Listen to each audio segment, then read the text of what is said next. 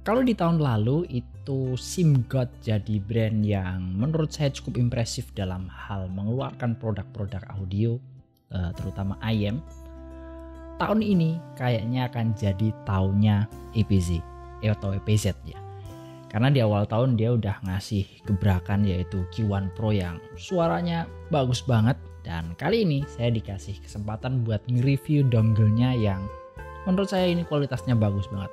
Oke, ini dia review dan impresi tentang EPZ TP50.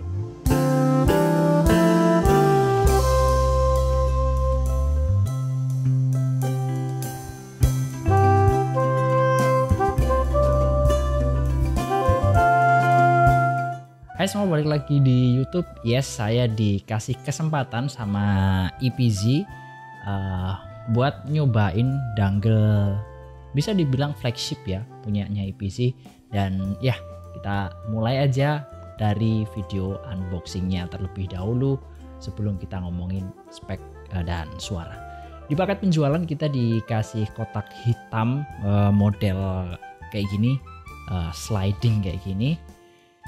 Di dalamnya kita dapat dongle-nya, terus dapat USB C to C yang looknya cantik banget, nggak kayak punyanya Vio yang cuman di braid warna hitam, dan ada satu kertas petunjuk penggunaan. Dah, itu aja, simpel banget untuk packaging dan paket penjualannya. Sementara itu untuk spesifikasi dia pakai DAC CS43198 dan 2 OPM RT6863. Support PCM 32 bit 768 dan DSD 256. Dia punya output 3,5 single ended dengan power di 121 mW. Sementara itu untuk balance-nya di 240 mW. Untuk desain dan build quality, pas pertama lihat di foto produknya itu, wah kayaknya bagus banget nih, warna biru sama karbon-karbonan kayak gini. Tapi ternyata nggak sesuai sama ekspektasi saya.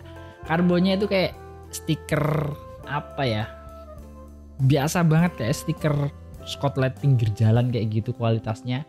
Harusnya sih biru polos saja, saya rasa akan lebih kelihatan elegan dan cool ya. Tapi ya itu balik lagi ya, urusan desain itu adalah selera, tiap orang bisa beda-beda.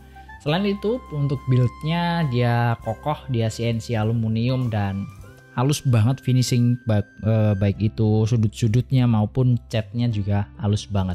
Terus untuk tombol-tombolnya dia cukup oke, kliknya cukup enak walaupun ketika dikocok-kocok kayak gini, ini masih ada suara kecek kayak gitu. Beralih ke interface, dia punya layar OLED kecil di bagian depan sini. Dia berfungsi buat nampilin beberapa informasi dan kontrolnya dari ketiga tombol yang saya sebutkan tadi. Kita bisa navigasi naik turun pakai plus minus dan menunya pakai yang ini ada tulisan M-nya ini. Nah, untuk fitur dan beberapa parameter sebenarnya banyak banget yang bisa kita atur di DAC-nya si EPZ ini. Kita bisa rotate screen, ngatur brightness dan adjust balance kanan kiri sampai ke filter ya. Cuman yang biasanya paling saya pakai ya gainnya aja, low gain sama high gain. Sementara filternya saya sih stay di fast LL. Oh ya, untuk volume TP50 ini udah independen ya, volumenya 1 sampai 100. Jadi teman-teman bisa presisi banget untuk ngatur pilihan naik turun volumenya. Oke, untuk tes kali ini saya pakai SoundRhyme SR5. Nah, untuk suara buat saya ini masuk ke kategori bright, mungkin netral ya, nggak kayak KA13 yang bass sama treble-nya itu bentuknya kayak V-shape.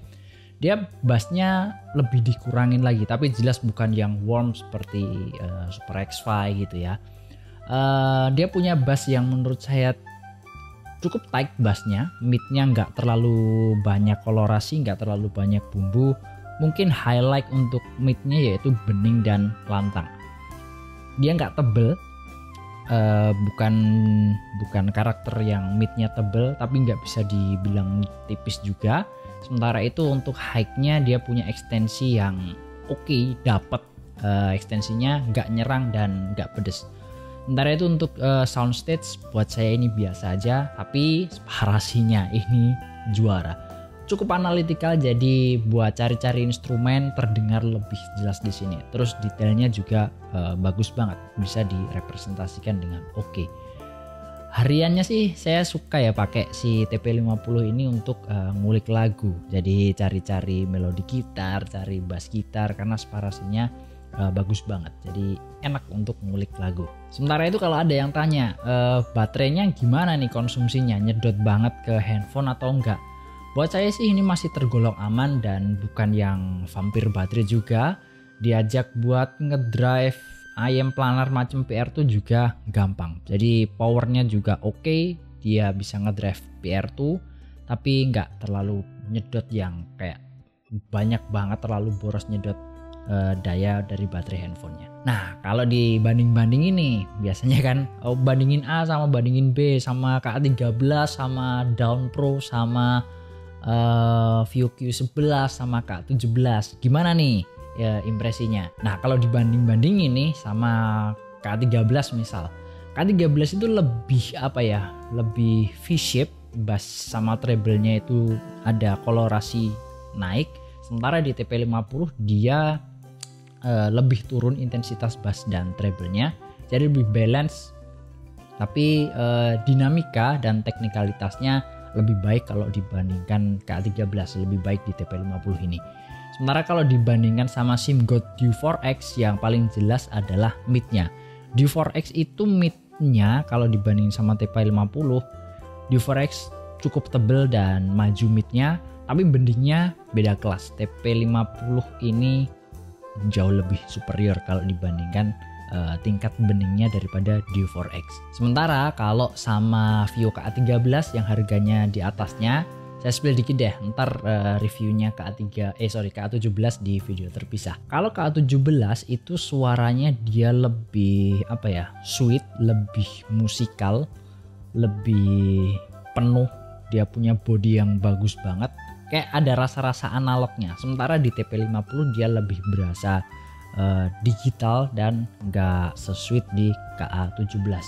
Dan secara power jelas KA17 dia lebih powerful kalau dibandingin sama TP50. Tapi walau begitu TP50 tetap punya suara yang bagus dan bisa dibilang spesial di posisi harganya. Dinamikanya bagus, emosi dari sebuah musik atau lagu itu tersampaikan dengan baik, hentakan atau gebukan beat dari sebuah lagu itu juga dapat, walaupun ini bukan yang V-shape ya karakter suaranya. Lalu kesimpulannya gimana nih? Menurut saya ini adalah dongle yang worth buat harga sekitar 1,7-1,8an. Kalau saya ada uang misal 1,5, ya saya mending nabung dikit lagi daripada ambil View K13 yang harganya di bawah 1,5. Kecuali ya K13 nya teman-teman dapat harga under 1 juta. Setidaknya ini akan jadi apa ya, dongle yang bikin pause game untuk beberapa saat. Jadi bisa untuk nabung beli ayam yang lebih bagus dulu, sementara dongle-nya stay di sini. Jadi gitu dulu cerita saya untuk EPZ TP50 dan beberapa perbandingannya dengan dongle-dongle lain yang harganya mirip-mirip.